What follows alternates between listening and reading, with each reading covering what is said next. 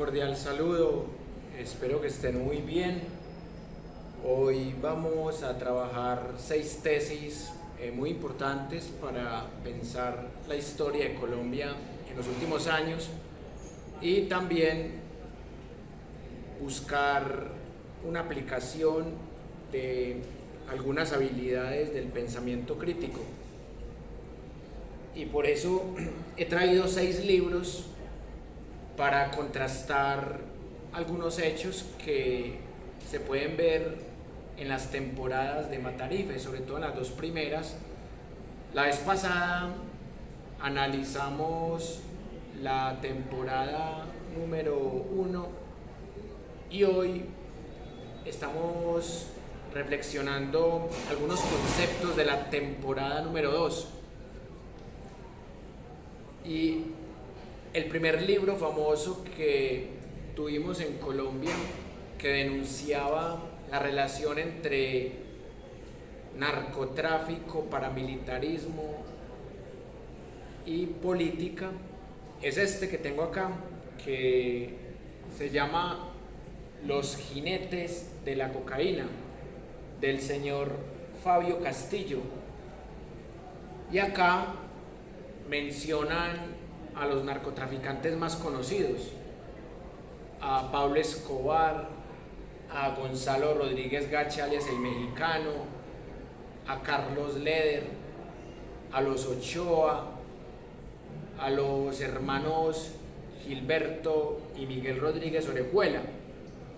Pero como es un libro periodístico investigativo de la época, que esta versión es de 1988, aquí también hablan de otros narcotraficantes no tan conocidos y también hablan de algunos políticos que tuvieron algún nexo con estos narcotraficantes. Y es un libro que tiene datos muy precisos y que ha sido muy bien evaluado por diferentes investigadores de la academia. Pero lo que más me llama la atención de este libro es que el señor Álvaro Uribe Vélez aparece en algunas de sus páginas. Voy a leerles 2 párrafos en donde mencionan al señor Álvaro Uribe Vélez, teniendo en cuenta que es un libro de 1988. Una página en donde lo mencionan de esta edición que les estoy leyendo, la tercera reimpresión, que fueron 10.000 ejemplares sacados en febrero de 1988. Y acá en esta página dice lo siguiente. Estaba hablando de los Ospina Baraya, entonces conecta diciendo lo siguiente: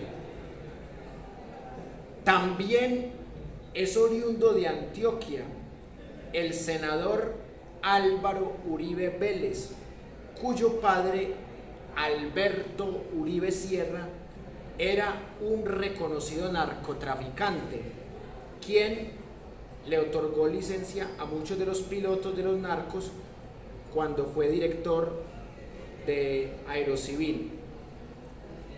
Uribe estuvo detenido en una ocasión para ser extraditado, pero Jesús Aristizábal Guevara, entonces secretario de gobierno de Medellín, logró que lo pusieran en libertad. Al entierro de Uribe Sierra, asesinado cerca de su finca en Antioquia, asistió el entonces presidente de la República, Belisario Betancur, y buena parte de la crema innata de la sociedad antioqueña, en medio de veladas protestas de quienes conocían sus vínculos con la cocaína. Estos son los párrafos que acá en esta edición, en la página 72, le dedican a Álvaro Uribe Vélez y a su padre Alberto Uribe Sierra. ¿Saben qué me llama a mí la atención? O sea, si lo miramos desde la lectura crítica, que al que acusa de narcotraficante es al papá, no al hijo. Es decir, a Álvaro Uribe le dice senador y a Alberto Uribe Sierra le dice narcotraficante. ¿Qué podría uno concluir de este primer libro que habla de este tema? O sea, que realmente Uribe no era narcotraficante, es decir, Uribe Vélez, su padre sí, pero él tenía nexos por su padre. Entonces, aquí con este libro que es de la época y que uno no podría decir que en esta época detestaban a Uribe o que este periodista Fabio Castillo es de la extrema izquierda, porque nada que ver con eso, que uno podría decir, bueno, algunos de estos documentales o estos libros se hacen con odio o se hacen con algún sesgo, pero acá yo no siento que Fabio Castillo esté hablando con odio o que le tenga odio a Uribe. Incluso recalca que Uribe es de Antioquia. Hoy día decir que Uribe es de Antioquia es como decir que 1 más 1 es 2, o sea, es como una verdad de perogrullo. Yo creo que hasta el colombiano más desinformado sabe que Uribe es de Antioquia. Entonces, en esta época Uribe no era tan conocido porque era alguien muy joven. Estamos hablando de hace 35 años. Uribe era alguien muy joven, un senador muy joven, como cualquier senador que casi nadie conoce y que uno le menciona a la gente y como que nadie sabe quién es. Así pasa con Uribe en esta época. Y también hay otro párrafo en donde vuelven a mencionar a Uribe, pero ya no como senador, sino como alcalde de Medellín. Entonces, dice acá algo bien interesante. Los coqueros buscaron la solidaridad social a través de programas que aparentaban tener un sentido cívico, como Medellín sin tugurios, plan lanzado públicamente en Bogotá por el alcalde Álvaro Uribe Vélez, y que consistió, según se supo luego, en las 1000 casas en obra negra que fueron donadas a los residentes en un basurero de la ciudad, financiadas por Pablo Escobar. También adelantó el programa Medellín Cívico, en el que el narcotraficante donó miles de arbustos para ser plantados en los antejardines y los parques. Vale la pena recordar que siendo Rodrigo Lara ministro de Justicia, ordenó paralizar 30 aeronaves a los Ochoa, 10 a Pablo Escobar, 10 a Gonzalo Rodríguez Gacha y 4 a Carlos Leder Rivas. Y sin embargo, dijo que solo se había inmovilizado una pequeña parte de la gran flota aérea de los narcotraficantes de Medellín. En el párrafo que les había leído ahora, también dice que Uribe le dio licencias a los narcotraficantes para que pudieran transportar su polvito mágico. De hecho, también se habla de un señor que también fue alcalde de Medellín, que fue concejal y que fue nombrado como director de la Aeronáutica Civil, y al mes de estar ocupando el cargo lo mataron. El señor Fernando Uribe Senior, que en este libro también lo mencionan, ahorita vamos a ir a analizar el otro libro. Y que es interesante acá, que uno no podría decir que Álvaro Uribe es narcotraficante, que comió el narcotráfico, sí, porque su padre era narcotraficante, que era amigo de los Ochoa, sí, que este libro, Los jinetes de la cocaína, lo vincula con Pablo Escobar y Medellín sin tugurios, sí, Entonces uno podría decir que Uribe no es el narcotraficante 82, como aparece en ese listado del Departamento de Defensa de los Estados Unidos de septiembre del 91. Uno podría decir que Uribe es narcopolítico en esta época.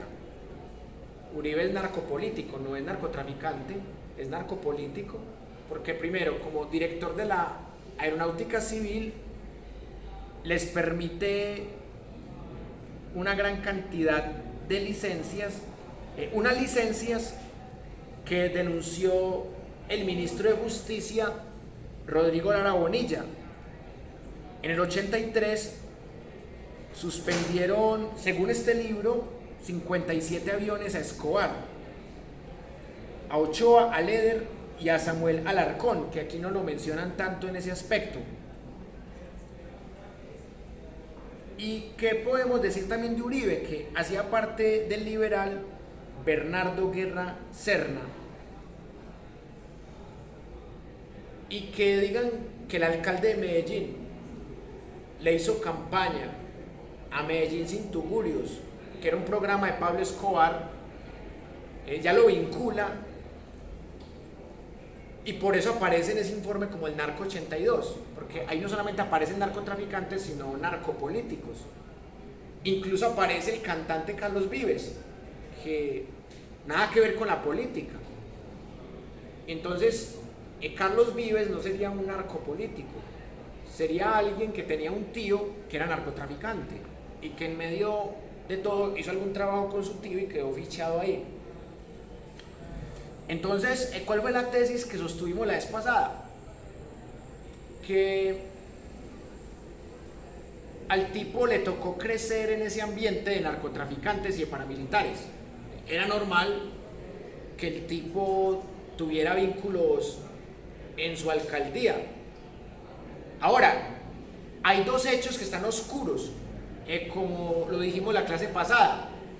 Uno, la muerte de su padre, que según Uribe fue la guerrilla de las FARC, y que según Joseph Contreras, Fernando Garavito, Gonzalo Guillén, Sergio Camargo, Daniel Mendoza y compañía, fueron los narcotraficantes no guerrilleros los que lo mataron en un ajuste de cuentas.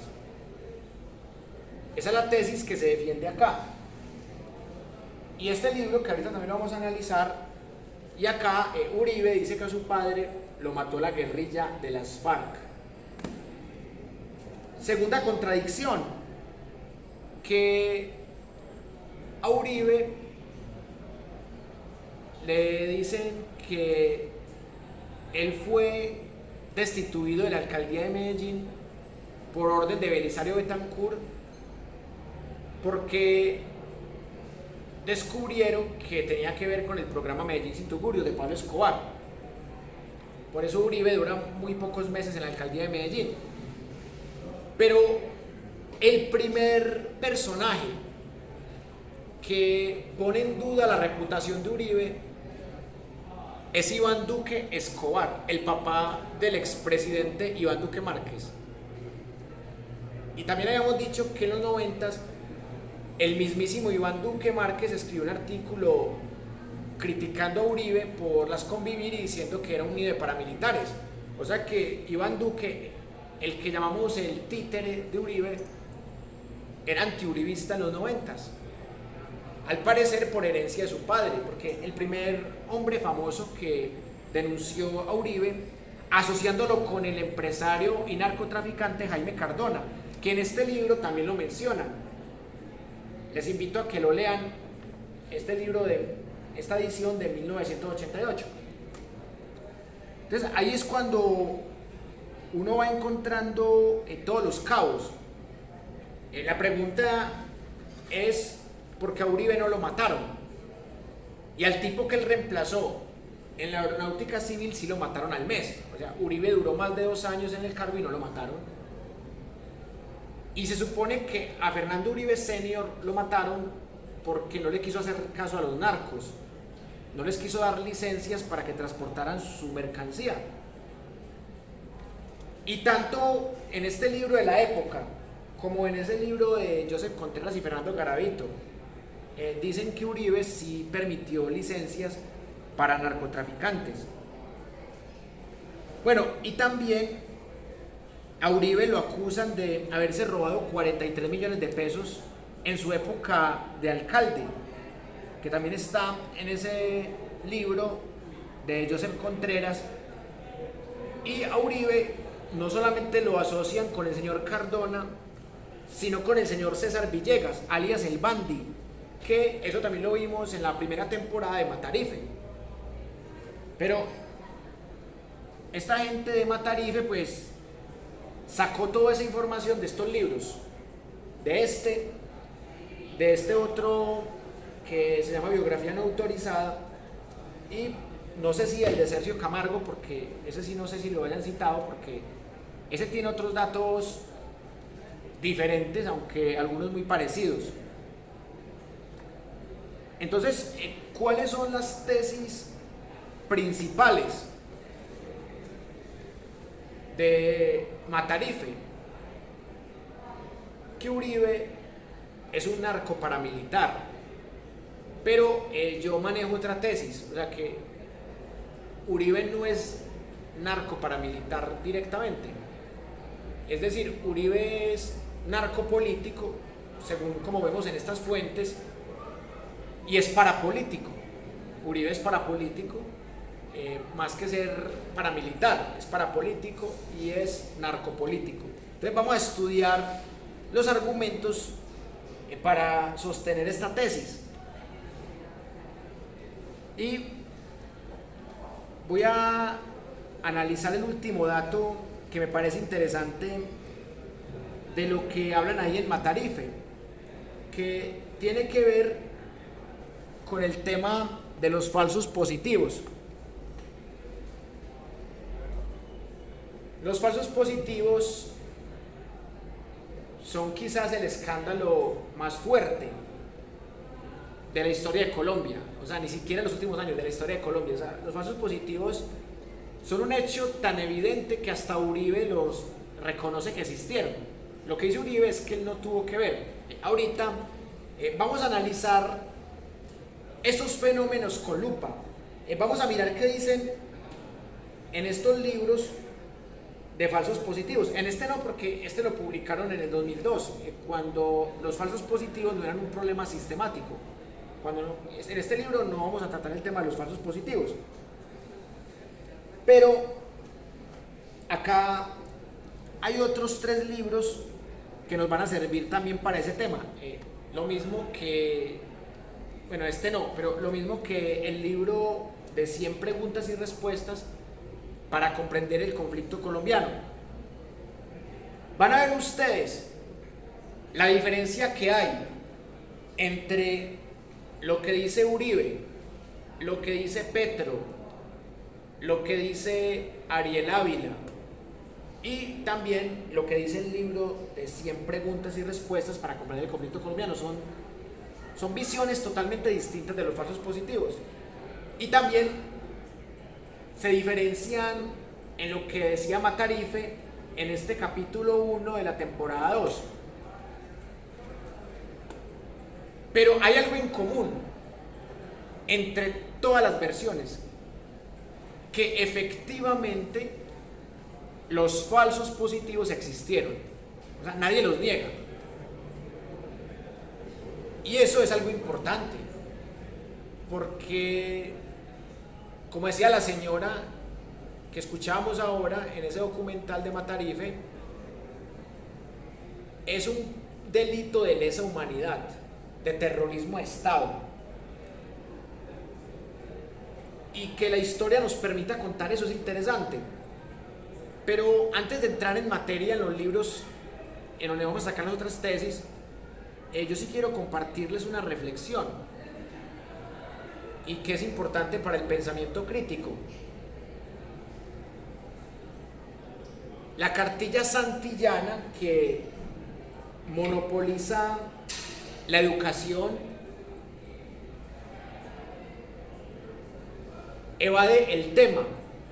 Cuando habla de la seguridad democrática y el gobierno de Uribe, en esa parte con la que educan a los niños de bachillerato y de primaria,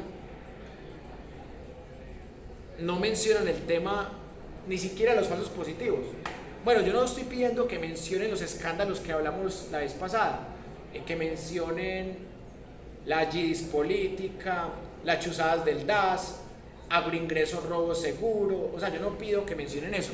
Son escándalos pequeños comparados con los falsos positivos. Pero que una cartilla le diga a los niños en 2 o 3 párrafos la versión uribista de la historia, que es que Uribe mejoró el país y que mejoró la seguridad, y ya, eso dice. Una cosa bastante vaga. Eso demuestra que la educación sigue siendo un poder muy manipulado, porque lo mínimo que debería hacer la cartilla santillana es lo que estamos haciendo aquí: mostrar fuentes de la época, mostrar fuentes documentales, mostrar qué dice la defensa, o sea, qué dice el mismo Álvaro Uribe en su autobiografía. O sea, hay que mostrar todas las fuentes para que sea la gente la que saque sus conclusiones. Y tampoco se trata de hablar con fanatismo y con pasión y con odio, no. Eso se habla es con cabeza fría, con calma. Ustedes se preguntarán, ¿por qué estamos analizando este tema?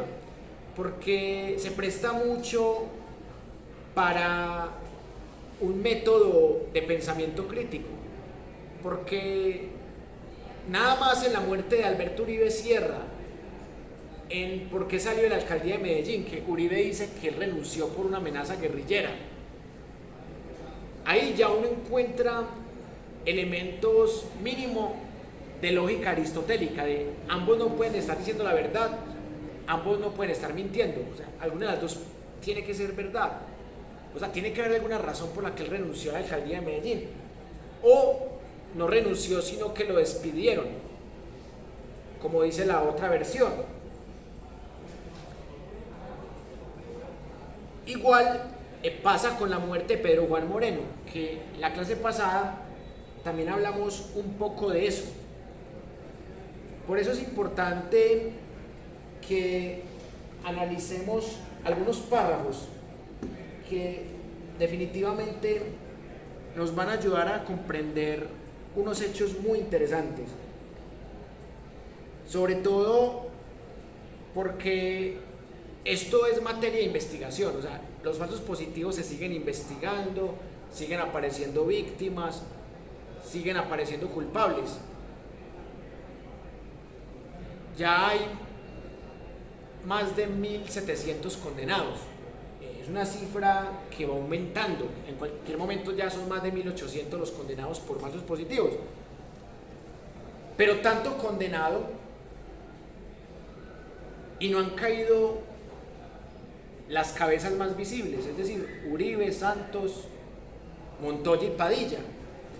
No han caído los peces gordos, como decimos en el argot popular. Bueno, este librito también quiero que lo miren. Este librito de los jinetes de la cocaína. Pero antes de mostrárselos, voy a leerles este resumen que me parece muy interesante para que ustedes tengan una visión muy amplia de la obra. Los jinetes de la cocaína es el fruto de la más larga, concienzuda y seria investigación que se ha realizado sobre el nacimiento, desarrollo y consolidación del gigantesco y sangriento mundo del narcotráfico. En él se descorre el velo por primera vez, valerosamente, que cubría los prontuarios completos de los más destacados y peligrosos jefes de la mafia colombiana, sus crímenes, sus luchas por el poder y los nombres de sus empresas, sus más cercanos colaboradores y sus testaferros. Escrito en un estilo periodístico ágil y ameno y con una gran cantidad de documentos hasta hoy inéditos, hace que su lectura sea una cadena de revelaciones apasionantes que lo convierten en el testimonio más espectacular que se haya escrito sobre la multinacional de la cocaína. Su autor es el periodista Fabio Castillo, columnista y jefe del equipo investigativo del Espectador, bueno, el diario que perseguía a Pablo Escobar y que mataron a Cano. Informe especial Con una vasta experiencia en el difícil ejercicio de esta actividad periodística, Fabio Castillo ha sido galardonado en Colombia y en el exterior por sus trabajos. Obtuvo el Premio Nacional de Periodismo Simón Bolívar en 3 ocasiones, 1979, 1984 y 1987.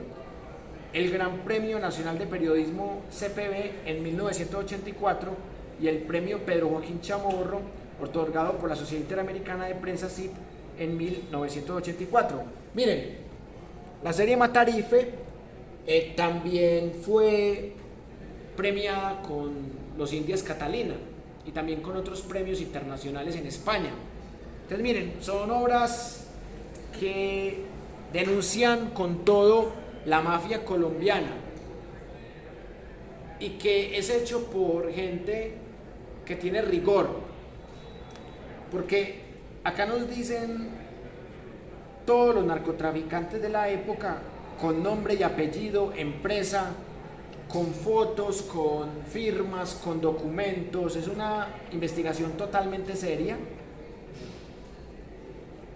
De pronto hoy día el que hace investigaciones de este tipo es Ariel Ávila, así que tenga como ese rigor, pero es difícil encontrar un rigor tan interesante en una investigación que denuncia los clanes en Colombia. Bueno, les voy a mostrar el libro para que ya después de esto iniciemos con la segunda tesis.